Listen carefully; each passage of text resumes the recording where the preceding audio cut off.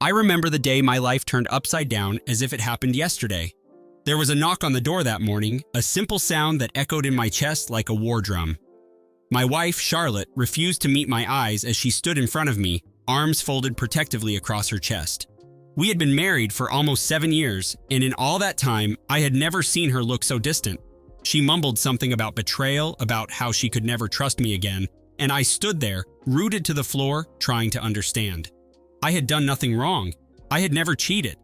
The word infidelity felt grotesque on my tongue, but there she was, leveling the accusation with a fierceness that took my breath away. I kept asking why, but her response was always the same. I just know what you did. Charlotte insisted she had proof, but she never showed it to me. Her unwavering conviction felt like a punishment in itself, a sentence pronounced without a trial. I spent hours pleading with her, asking for any detail that could explain the sudden collapse of our marriage. She responded only with a cold finality.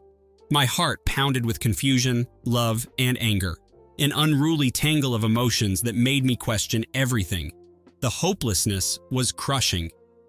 She demanded a divorce, a swift break from what she called the biggest mistake of my life. I shook my head, tears welling in my eyes, remembering the nights we spent laughing over cheap wine, planning dream vacations, talking about future children. All that was gone now, replaced by this stony resolve. In the end, I was the only one stunned by her relentless certainty. Everyone else seemed to follow her lead. When my parents caught wind of the situation, they did not invite me over for a calm discussion. Instead, my mother called, voice trembling with disbelief, or maybe anger, and demanded, "How could you do this to Charlotte?" I tried to defend myself, stammering that I was innocent, that this was all a misunderstanding, but she wouldn't hear it. She cut me off, repeating that I had shamed the family. My father refused to take my calls at first, and when I finally managed to reach him, he admitted he was disappointed. He believed Charlotte's story wholeheartedly. My parents had always adored her, praising her for her kindness and intelligence, seeing her as the perfect daughter-in-law. To them, her words carried more weight than mine. It felt surreal, standing at the center of a tragedy I had not authored, as my own flesh and blood condemned me without pause. In a matter of weeks, my life unraveled. I was served divorce papers at my office, a gesture that felt both humiliating and heartbreaking. Charlotte and I agreed on a settlement that left me with just enough to start over but far less than we had built together. The heartbreak, however, was the real cost. I lost my home, my partner, and my sense of belonging. My parents, convinced of my guilt, withdrew their emotional and financial support, ignoring my pleas for understanding. I was furious, not only at my wife for her accusations, but at my own mother and father for their callous willingness to shut me out. I had never imagined a betrayal like this could come from people who had raised me with the notion of loyalty and love. All at once, I was alone in a world that suddenly felt cold and unrelentingly cruel. The divorce proceedings were quick, just as Charlotte wanted. It was as though she couldn't wait to rid herself of me, as though every second she spent legally bound to me was torture. I held it together in the courtroom, my expression stoic, but inside I felt like a volcano ready to erupt. Yet there was something else I couldn't place, a tugging at my intuition that insisted there was more to the story. Why was she in such a rush? Why was she so certain of my guilt when I had done nothing to betray her? My suspicions nagged at me, but I had no proof. All I had was a hollow sense that my life was being hijacked by someone else's narrative. But the strangest part was seeing my wife's face in that courtroom, entirely devoid of remorse, as if she had rehearsed this heartbreak 100 times. 3 months later, I heard from an old friend that Charlotte had remarried. The news struck me like a physical blow. It wasn't just the speed of it, though that was shocking enough. It was the cruelty. She had accused me of doing something horrible without evidence, and then, seemingly without regret, walked into another marriage almost immediately. My mind spun with possibilities. Had she been planning this all along? Was there another man in her life before she ever brought up cheating? It gnawed at me that I had been forced to suffer the humiliation of a baseless accusation while she moved on so effortlessly. My days and nights blurred, filled with bitterness and grief. Each morning, I woke up wondering if this nightmare would end, and each night I fell asleep tormented by the question of why she chose to destroy our marriage so ruthlessly. My parents, oddly enough, still maintained contact with Charlotte, acting as though she were the wounded party. It was infuriating. They sent her wedding gifts, posted congratulatory messages on social media, and lavished her with the same affectionate energy they once directed toward me. I tried reaching out to my father, asking him how he could possibly condone her actions when there was no proof of my infidelity. He told me he didn't need proof. Charlotte was like a daughter to him, and he believed her. That statement cut me deeper than anything else. He believed her more than his own son. The rational part of me tried to understand, but the hurt remained. I found myself longing for any sign from my parents that they might question the narrative, that they might give me a chance to defend myself, but that sign never came. As time passed, I focused on putting my life back together, albeit slowly. I moved to a small apartment downtown. It was sparsely furnished, just a couch, a bed, and a desk for my computer, but it was mine. I found a new job in a smaller company where my colleagues only knew me as the quiet man in the corner who worked long hours. My old social circle evaporated, with many friends taking Charlotte's side or, at the very least, deciding to keep their distance. The loneliness was overwhelming. Each day, I convinced myself to just put one foot in front of the other. I clung to the hope that one day the truth would emerge, that people would see I was not the monster I'd been made out to be. At night, I thought about the laughter and warmth I once had, wondering where it had all gone. In the midst of my despair, a flicker of determination ignited within me. I couldn't simply move on without understanding why my world had collapsed. Perhaps I wanted closure. Perhaps I wanted something more potent. Though I wasn't proud of the thought, revenge crossed my mind more than once. The betrayal festered like an infection in my chest, and I began to crave the vindication of exposing the truth behind Charlotte's accusations. Late at night, I combed through old emails, phone records, and any other trace of our life together, searching for a clue. My drive for answers became an obsession. I spent my weekends alone in my apartment, the glow of my computer screen illuminating my face as I scoured social media, digging for any sliver of proof that might explain her sudden, drastic shift in loyalty. Eventually, I discovered something that made my blood run cold. A timeline of suspicious overlaps between Charlotte's schedule and a man named Lawrence.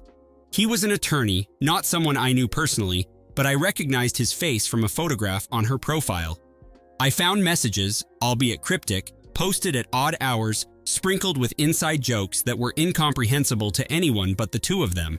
Nothing was definitive proof of an affair, but it was enough to stoke my suspicions. The pieces started to fit together in my mind. Her accusation of my unfaithfulness could have been a deliberate smokescreen to hide her own betrayal. The very idea filled me with a poisonous mix of anger and vindication. Finally, I had the beginnings of an explanation, a reason for the senseless destruction of my marriage, and I could not let it go. Fueled by righteous fury, I set out to find more concrete evidence. I knew some of Charlotte's habits, including her knack for storing important personal documents in a password-protected folder on her old laptop. Fortunately, I still had a backup of that laptop's hard drive from when we shared a home office. After countless attempts to guess her password, I succeeded on a combination of our wedding date and her mother's maiden name. My heart pounded as the folder opened, revealing files named with innocuous labels. Among them were hidden emails exchanged with Lawrence, long, intimate missives discussing their shared future, their plans once she was finally free.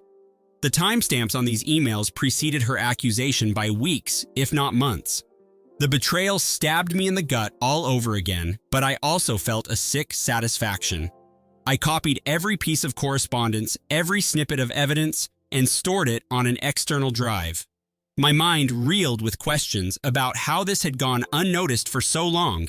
I couldn't help thinking that Charlotte had deliberately set me up, twisting the story so she could escape our marriage without repercussions. The speed of her remarriage suddenly made sense, as did her fierce insistence on my guilt. I stared at the damning emails, reading again how she told Lawrence that our divorce would finalize soon, that her family and mine believed her side of the story. She even wrote how relieved she was that my parents had disowned me. I felt my hands tremble with indignation, but my resolve only hardened. I would not forgive. I would not forget. I wanted justice. Nobody was going to hand me that justice, though. My parents made it clear they considered me persona non grata, and the few friends I still had warned me not to dwell on the past. But I couldn't let it go.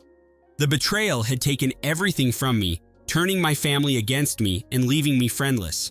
I wanted to restore my reputation and punish those who had trampled on my dignity. My first thought was to confront my parents with the evidence, though deep down, I wasn't sure they would believe me. They had chosen Charlotte over me once, so why would they change their minds now? Regardless, I knew I had to try, if only for the satisfaction of seeing the shock on their faces when they realized just how wrong they had been. I scheduled a meeting at my parents' house. My mother's voice on the phone was hesitant, but she agreed to see me. When I arrived, the atmosphere was frosty. My father sat in his old recliner, arms crossed, eyes filled with quiet disapproval. My mother stood behind him, wringing her hands and refusing to meet my gaze. I started by telling them how much their rejection had hurt me, how I had never betrayed Charlotte. My father opened his mouth to argue, but I held up a hand and produced a folder of printed emails. I watched their faces as they read the words, the explicit mentions of an affair, the mocking tone Charlotte used when discussing my supposed indiscretions. My father's expression shifted from anger to confusion to horror. My mother started to cry, tears rolling down her cheeks. For a moment, I felt a surge of triumph. I waited for an apology, some acknowledgement that they had thrown their own son under the bus. My father stood up, the paper trembling in his hand, and mumbled, I don't know what to say." My mother tried to speak, but her sobs choked out her words. This was the moment I had waited for, yet the satisfaction was hollow. Their remorse, while genuine, came too late. They had already abandoned me, so I told them the truth. I wasn't here to mend bridges. I was here to make them understand the full weight of what they had done. I watched their faces contort in despair, but the feeling in my chest was not compassion. It was cold resolution. I left my parents' house that day with a new sense of purpose. They had realized their mistake, but I had no intention of forgiving them.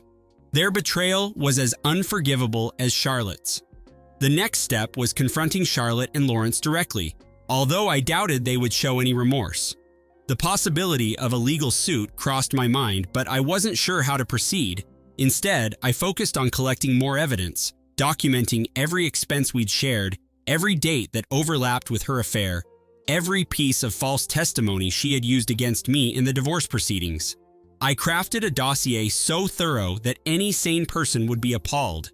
At night, I replayed our arguments, relishing the moment when I would drop my findings like a bomb on their fabricated paradise. Within weeks, I had assembled a collection of digital and paper trails that painted a damning portrait of Charlotte and Lawrence's deceit.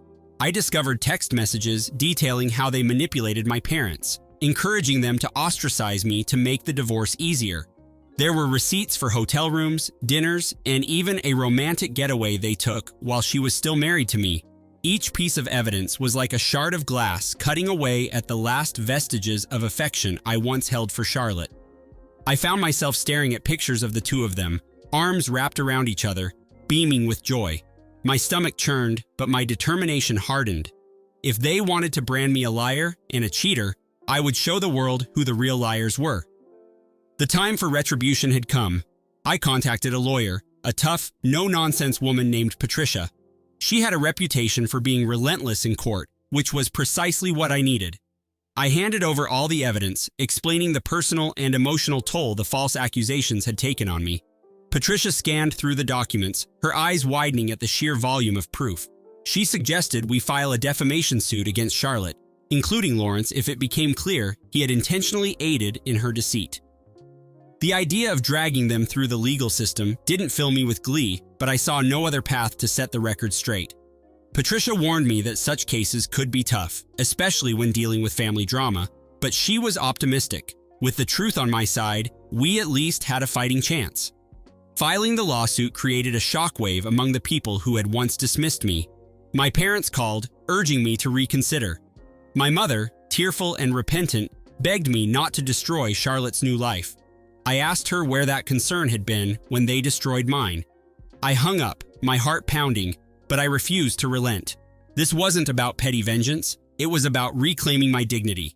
Charlotte and Lawrence responded through their own attorney, denying everything, even though the evidence stood like a mountain before them. Mediation was suggested, but I refused to sit in a room and be lied to once again. We proceeded with depositions, each side presenting their case under oath. For the first time, Charlotte had to answer for her cruelty. In the courtroom, Patricia presented each damning document. The hush that fell over the gallery was palpable as email after email revealed Charlotte's duplicity and Lawrence's complicity. My ex-wife sat there, her expression darkening with every page. There was no room for denial now. The evidence spoke louder than her hollow excuses. The judge looked appalled, chastising her for weaponizing baseless accusations to ruin my life. When the verdict finally came, it was resoundingly in my favor. Charlotte and Lawrence were ordered to pay substantial damages, and a public statement had to be made to clear my name. Though my parents groveled for forgiveness, I turned my back. I had no intention of forgetting what they'd done. As I walked out of the courtroom, I felt no warmth in my chest, just a new calm. There is no forgiveness for betrayal, only the ruthless and absolutely final satisfaction of justice served.